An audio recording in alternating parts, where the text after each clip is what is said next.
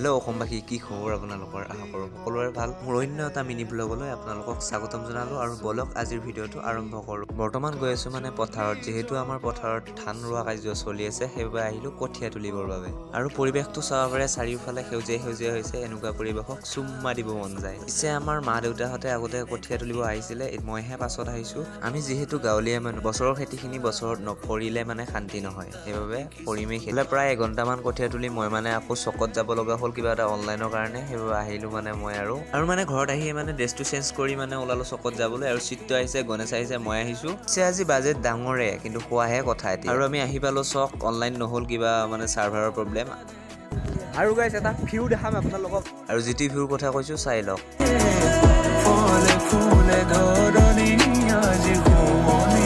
আৰু এনেকৈ সময় পালে আপোনালোকো ওলাই যাবচোন কেতিয়াবা। বাকী আজিৰ ভিডিঅ'টো শেষ কৰিলোঁ, ভাল লাগিলে ছাবস্ক্ৰাইব কৰি দিব। ধন্যবাদ।